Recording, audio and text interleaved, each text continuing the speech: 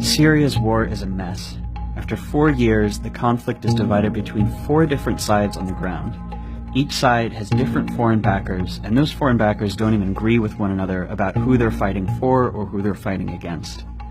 To understand all this, the crisscrossing interventions, the moving battle lines, it helps to go back to the beginning of the war and watch how it unfolded.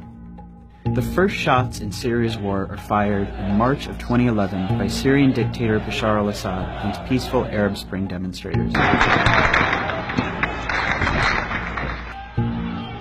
In July, some of the protesters start shooting back, and some Syrian troops even defect from Assad's army to join them. They call themselves the Free Syrian Army, and the uprising becomes a civil war. Extremists from Syria and from around the region start traveling to join the rebels. Assad actually encourages this by releasing jihadist prisoners to tinge the rebellion with extremism, make it harder for foreigners to back them. In January of 2012, Al-Qaeda forms its new branch in Syria called Jabhat al-Nusra. Also around then, Syrian Kurdish groups who've long sought autonomy take up arms and de facto secede from Assad's rule in the north. That summer is when Syria becomes a proxy war. Iran, which is Assad's most important ally, intervenes on his behalf. By the end of 2012, Iran is sending daily cargo flights and has hundreds of officers on the ground.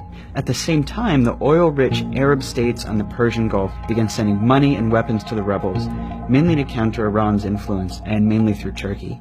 Iran steps up its influence in turn in mid-2012 when Hezbollah, which is a Lebanese Shia group backed by Iran, invades to fight alongside Assad.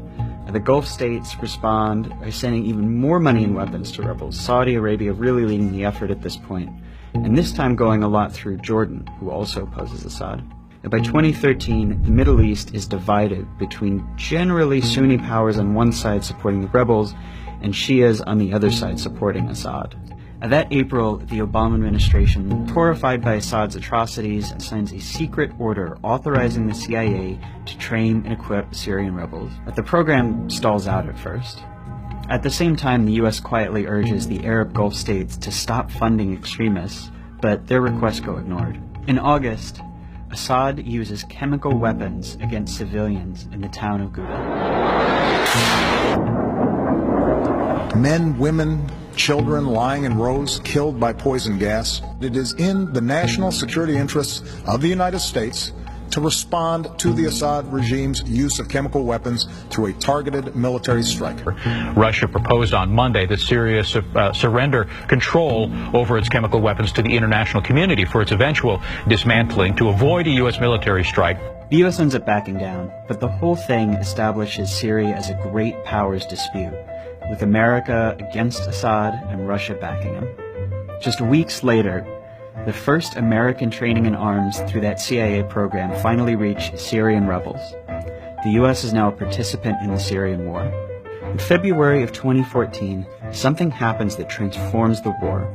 An Al-Qaeda affiliate, mostly based in Iraq, breaks away from the group over internal disagreements over Syria. The new group calls itself the Islamic State of Iraq and Syria, and it becomes Al-Qaeda's enemy. ISIS doesn't fight Assad. Instead, it fights the other rebels and it fights the Kurds, carving out a mini-state in Syria that it calls its caliphate. And that summer, it marches across Iraq, seizing territory and galvanizing the world against it.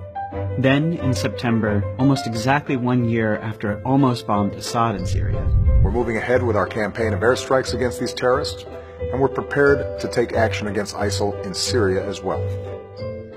That summer, the Pentagon launches its own program to train Syrian rebels. But unlike the CIA program, this one will only train rebels who fight just ISIS, not Assad. And the program fizzles out, showing that America now opposes ISIS more than Assad, but also that there's really no like-minded force on the ground in Syria. In August, Turkey begins bombing Kurdish groups in Iraq and in Turkey, even as Kurds are fighting ISIS in Syria.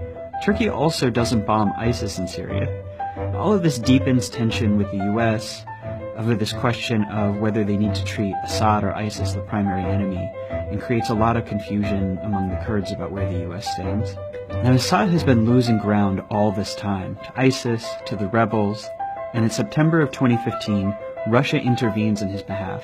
Russia says it's there to bomb ISIS, but in fact it just bombs the anti-Assad rebels, including some rebels who are backed by the US. So as it stands now, There are lots of different groups and outside countries involved in Syria's war, and even among allies there are big disagreements about who their enemies are, who to support, and how to do it.